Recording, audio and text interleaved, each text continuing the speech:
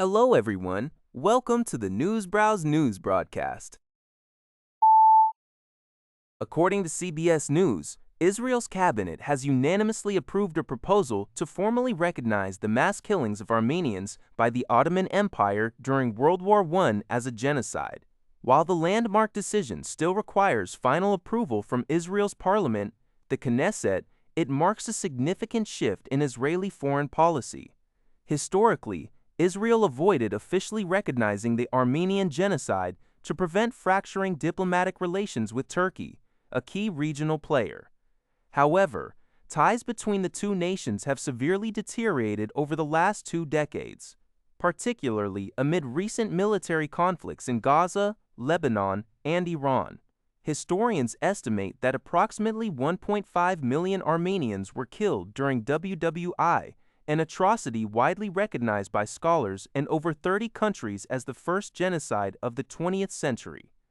Turkey vehemently denies this characterization, arguing the casualties were victims of civil war and inflation.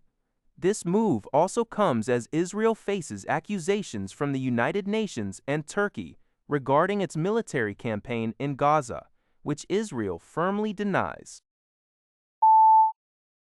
According to a report by the Epoch Times, India's Ministry of Commerce has initiated an anti-dumping investigation into hot-rolled flat steel imports from China, Japan, and Russia.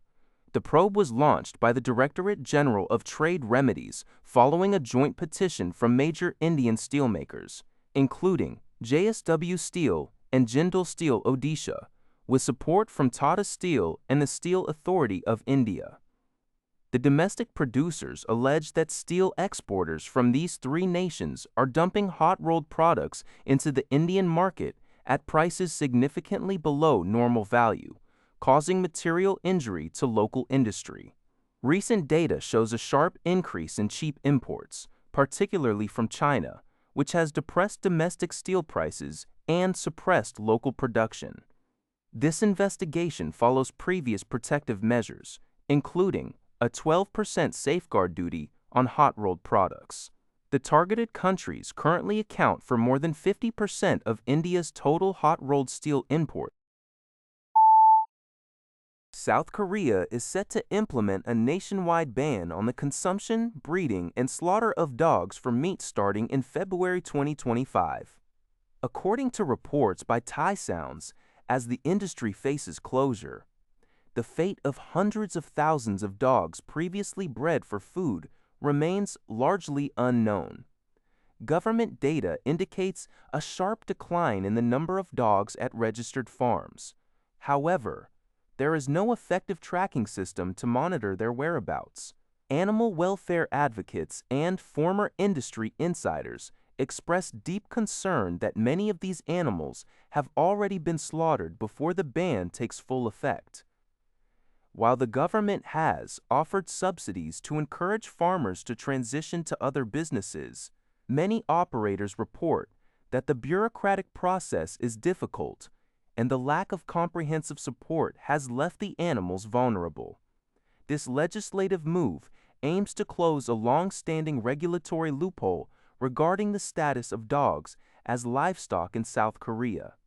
Yet the transition period continues to spark significant ethical and practical debates. According to a report by Genocide, Japanese Prime Minister Sanae Takaichi is accelerating the implementation of her Indo-Pacific Digital Corridor initiative. As a key pillar of the FOIP21 Surichi betas, this project aims to address the massive data transmission demands of the AI era and counter the expanding influence of Chinese digital infrastructure in the region. The Japanese Ministry of Internal Affairs and Communications is initiating 8 validation projects centered on India and Taiwan. These projects focus on building reliable digital foundations, including submarine cables, Open RAN, satellite communications, and all optical networks. Specifically, the initiative intends to test and enhance the resilience and performance of submarine cables connecting Taiwan and Japan, a move deemed necessary given the frequent disruptions in the region. NTT's next-generation I-OUD optical technology will also be deployed in these projects to ensure high-speed, secure data transmission. Through these efforts, the Japanese government hopes to establish regional infrastructure standards that are secure and independent of Chinese influence. That's all for this video. Thank you for watching. See you in the next video.